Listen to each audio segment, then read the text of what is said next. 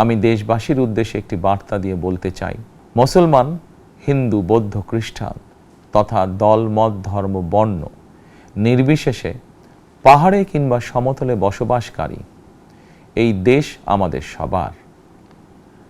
প্রতিটি নাগরিকের জন্যই এই দেশকে আমরা একটি নিরাপদ ভূমিতে পরিণত করতে চাই, একটি স্বনির্ভর, নিরাপদ, মানবিক, গণতান্ত্রিক বাংলাদেশ প্রতিষ্ঠাই বিএনপি সরকারের লক্ষ্য।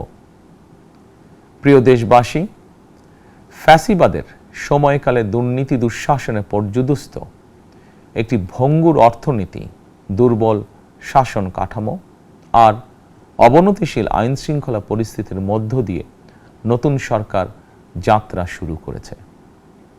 আইন শৃঙ্খলা পরিস্থিতির উন্নয়ন এবং কঠোরভাবে দুর্নীতি নিয়ন্ত্রণের মাধ্যমে জনগণের মনে শান্তি, নিরাপত্তা ফিরিয়ে আনাই হচ্ছে আমাদের সরকারের প্রধান অগ্রাধিকার।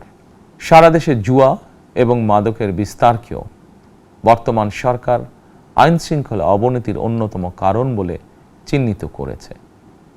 সুতরাং জুয়া এবং মাদক নিয়ন্ত্রণে আইন শৃঙ্খলা বাহিনী সব রকমের কঠোর পদক্ষেপ গ্রহণ করছে। জনজীবনে শান্তি ও নিরাপত্তা নিশ্চিত করতে সরকার সর্বোচ্চ উদ্যোগ গ্রহণ করছে।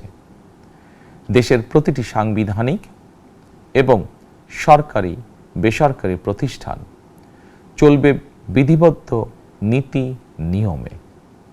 দলীয় কিংবা রাজনৈতিক প্রভাব, প্রতিপত্তি অথবা জোর জবরদস্তি নয়, আইনের শাসনই হবে রাষ্ট্র পরিচালনার শেষ কথা।